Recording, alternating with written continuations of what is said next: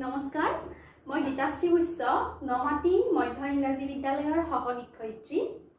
আজি মই তোমালোকক পঢ়াবলৈ ওলাইছোঁ ষষ্ঠ শ্ৰেণীৰ অংকুৰণ পাঠ্যপুথিৰ এটা গল্প আইতাক মই কিদৰে পঢ়িবলৈ শিকালো।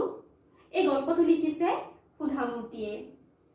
কৰ্ণাটকৰ এখন গাঁৱত জন্মগ্ৰহণ কৰা সুধামূৰ্তি এগৰাকী বিশিষ্ট সমাজসেৱিকা, লেখিকা তথা এগৰাকী শিক্ষয়িত্ৰী। তেওঁৰ এই গল্পটো অসমীয়ালৈ অনুবাদ কৰিছে অঞ্জন শৰ্মা ডাঙৰীয়াই। তেওঁ ধমধমা মহাবিদ্যালয়ৰ প্ৰবক্তা। মৰমৰ ছাত্ৰ ছাত্ৰীসকল, আহাচোন এই গল্পটোতনো কি আছে আমি অলপমান জানি লওঁ। নামটো শুনিয়েই নিশ্চয় তোমালোকে বুজিব পাৰিছা যে আইতাক মই কিদৰে পঢ়িবলৈ শিকালো। মানে সুধামূৰ্তিয়ে নিজৰ আইতাকক কেনেদৰেনো পঢ়িবলৈ শিকাইছিল গল্পটোত সেই বিষয়ে আছে। এতিয়া মই তোমালোকক গল্পটো কৈ দিছোঁ, তোমালোকে শুনা। সেই সময়ত সুধামূৰ্তিয়ে 12 বছৰ বয়স অতিক্ৰম কৰিছিলহে মাত্ৰ। তেওঁ উত্তৰ কৰ্ণাটকৰ এখন গাঁৱত ককাক আৰু আইতাকৰ লগত বাস কৰিছিল। সেই সময়ত যোগাযোগ ব্যৱস্থা ইমানেই বেয়া আছিল যে সাপ্তাহিক বাতৰি কাকতখনো চাবলৈ প্ৰকাশৰ পিছত এদিন বা দুদিন ৰ'ব লাগিছিল। সেই সময়ত কন্নড় ভাষাৰ এগৰাকী জনপ্ৰিয় লেখক আছিল ত্ৰিবেণী। কাশীযাত্ৰী নামৰ তেওঁৰ এখন উপন্যাস কন্নড় সাপ্তাহিক বাতৰি কাকত কৰ্মবীৰত ধাৰাবাহিকভাৱে প্ৰকাশিত হৈ আছিল। এগৰাকী বৃদ্ধাক কেন্দ্ৰ কৰি উপন্যাসখন ৰচনা কৰা হৈছিল আৰু কাশীলৈ যাবলৈ বৃদ্ধাগৰাকীৰ পৰম আগ্ৰহ আছিল। অধিকাংশ হিন্দুৰ দৰেই সেই বৃদ্ধাগৰাকীয়েও ভাবিছিল যে এবাৰ কাশীলৈ গৈ বাবাৰ শিৰত পানী ঢালিব পাৰিলে খুব পুণ্য হ'ব। কিমান প্ৰতিবন্ধকতা অতিক্ৰম কৰি বৃদ্ধাই কাশীত উপস্থিত হ'ব খোজে তাকে লৈ সেই উপন্যাসখন ৰচিত হৈছিল। আনহাতে উপন্যাসখনত আৰু এটা চৰিত্ৰ আছিল এগৰাকী তৰুণী। সেই তৰুণীগৰাকীয়ে তেওঁৰ প্ৰেমিকৰ লগত বিয়া হ'ব বিচাৰিছিল, কিন্তু পইচাৰ অভাৱত তেওঁ বিয়া হ'ব পৰা নাছিল, কাৰণ তেওঁ অনাথ আছিল। শেষত বৃদ্ধাই কি কৰিলে, নিজৰ কাশীলৈ যাবলৈ সাঁচি ৰখা পইচা কেইটাৰে সেই তৰুণীগৰাকীৰ আৰু প্ৰেমিকজনৰ বিয়া পাতি দিলে। আৰু তাৰপিছত বৃদ্ধাই এনেদৰে ক'লে যে বাবাৰ মূৰত পানী ঢালি, বাবাৰ শিৰত পানী ঢালি মই যিখিনি শান্তি পালো হয় তাতকে তৰুণীগৰাকীৰ আনন্দৰ মূল্য বহুগুণেই বেছি। এই উপন্যাসখন প্ৰকাশ হৈছিল কাশীযাত্ৰী নামেৰে কৰ্মবীৰ নামৰ কাকতখনত। সুধামূৰ্তিৰ আইতাকৰ নাম আছিল কৃষ্ণক্কা। তেওঁ একেবাৰে নিৰক্ষৰ আছিল। তেওঁ কাশীযাত্ৰী উপন্যাসখন বৰ ভাল পাইছিল আৰু সেই উপন্যাসখন কিশোৰী সুধাই তেওঁক পঢ়ি শুনাব লাগিছিল প্ৰত্যেক সপ্তাহতে। তেওঁ ইমানেই ভাল পাইছিল, কিয় ইমান ভাল পাইছিল এই কথাটো সুধামূৰ্তিয়ে নাজানে। আৰু তেওঁ লগৰ যিসকল বৃদ্ধা আছিল সেই বৃদ্ধাসকলৰ লগতো আজৰি সময়ত সেই উপন্যাসখনৰ গল্পবোৰকে আলোচনা কৰিছিল।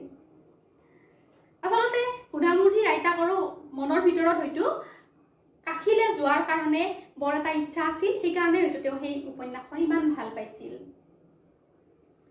এবাৰ সুধামূৰ্তি কি হ'ল, ওচৰৰ গাঁও এখনলৈ গুচি গ'ল বিয়া খাবলৈ। সেই সময়ত বিয়াবোৰ বৰ আড়ম্বৰপূৰ্ণ আছিল, বৰ ইলাহী কাৰবাৰ আছিল। গতিকে তেওঁ দুদিনৰ বাবে গৈ 7 দিন থাকিব লগা হ'ল।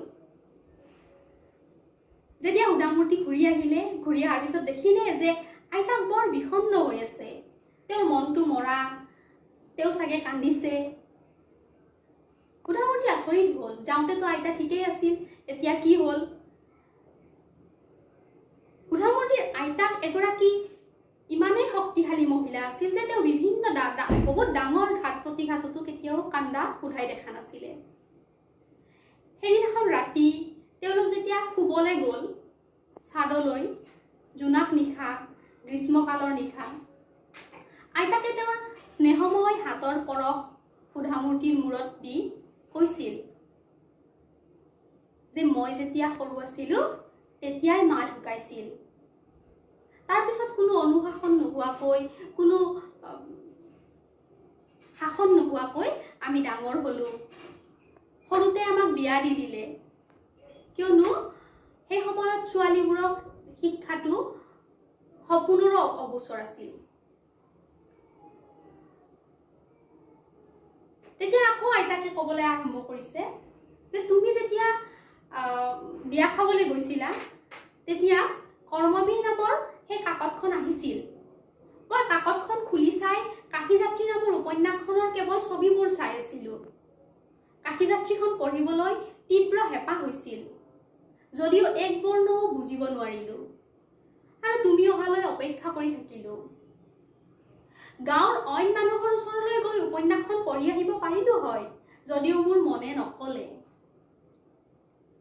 আৰু তুমি অহালৈ অপেক্ষা কৰি থাকিলো সোধাৰ উত্তৰলৈ বাট নাচাই আইতাকে পুনৰ কৈ গ'ল যে মই সিদ্ধান্ত লৈছো যে অহাকালিৰ পৰা কন্নড় বৰ্ণমালা শিকিবলৈ আৰম্ভ কৰিম আৰু সৰস্বতী পূজাৰ দিনাখন মই শিক্ষা সমাপ্ত কৰিম মই উপন্যাসখন শিকিবই লাগিব যাতে অইনৰ সহায় নোলোৱাকৈ মই কাশীযাত্ৰীখন পঢ়িব পাৰো মই স্বাধীন হ'বই লাগিব তেতিয়া সুধামূৰ্তি আচৰিত হৈছিল তেওঁ কৈছিল যে আইতা তুমিনো কি কথা কৈছা তোমাৰ ইতিমধ্যে ৬২ বছৰ বয়স হৈছে গাৰ ছাল পুতৰা হৈছে চকুৰে তুমি কম দেখা হৈছা তুমিনো এতিয়া কেনেকৈ বৰ্ণমালা শিকিবা আৰু পাকঘৰৰ ইমানবোৰ কাম আছেই তোমাৰ তেতিয়া আইতাকে আকৌ কৈছিল যে মই শিকিমেই আৰু তুমি মোক শিকাবই লাগিব সুধাই সন্মতি দিছিল আৰু পিছদিনাখনৰ পৰাই আৰম্ভ হৈছিল আইতাকক বৰ্ণমালা শিকোৱা কাৰ্য সুধামূৰ্তিৰ আইতাক সঁচাকৈ এগৰাকী ভাল ছাত্ৰী আছিল সুধামূৰ্তিয়ে দিয়া সকলো ধৰণৰ কামেই তেওঁ নিয়াৰিকৈ নিৰ্দিষ্ট সময়তে কৰি গৈছিল যথা সময়ত সৰস্বতী পূজা আহিছিল আৰু সৰস্বতী পূজাৰ দিনা সুধামূৰ্তিয়ে আইতাকক দিবলৈ সেই কাশীযাত্ৰী নামৰ উপন্যাসখন যিখন পেপাৰত প্ৰকাশ হৈছিল আৰু ইতিমধ্যে সেইখন কিতাপ আকাৰত ওলাইছিল আৰু সুধামূৰ্তিয়ে সেইখন আইতাকৰ কাৰণে লৈ আহিছিল আইতাকে সুধামূৰ্তিক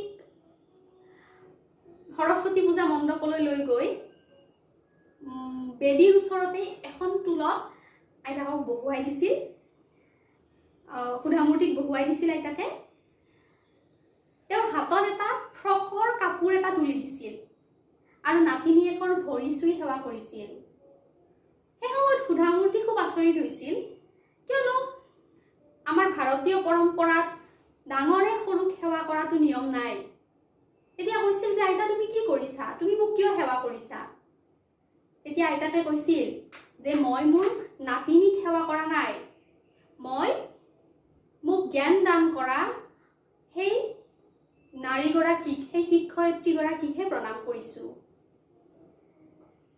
তেতিয়া সুধামূৰ্তিয়ে আইতাকৰ হাতত তেওঁৰ উপন্যাসখন তুলি দিছিল আইতাকে সেই উপন্যাসখন কাশীযাত্ৰী উপন্যাসখন পাই খুব আনন্দিত হৈছিল আৰু তেওঁ উপন্যাসখন পঢ়িবলৈ লাগি গৈছিল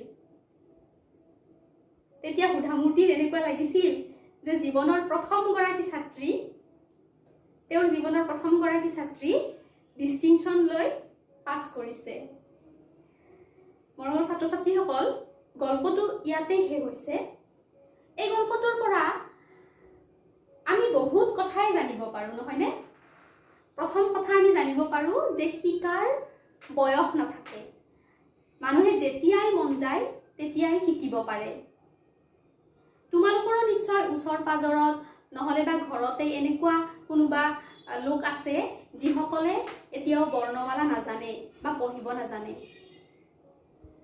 পাৰিলে তোমালোকেও তেওঁলোকক সহায় কৰিবা যাতে তেওঁলোকে আখৰখিনি অন্তত চিনি পোৱা হয় এই বাক্যৰ পৰা আমি আৰু এটা কথা গম পাব পাৰো যে সৰুৰ পৰাও ডাঙৰসকলে শিক্ষা ল'ব পাৰে কেৱল ডাঙৰৰ পৰাহে যে সৰুৱে শিকিব সেইটো নহয় সৰু সকলৰ পৰাও ডাঙৰে শিক্ষা ল'ব পাৰে ইয়াতে তোমালোক পাঠভিত্তিক ক্ৰিয়াত প্ৰশ্ন দিছে দফাটোৰ প্ৰথম বাক্যটোত উল্লেখ কৰা মই শব্দটোৱে কাক বুজাইছে উত্তৰ হ'ব দফাটোত প্ৰথম বাক্যটোত উল্লেখ কৰা মই শব্দটোৱে সুধামূৰ্তিক বুজাইছে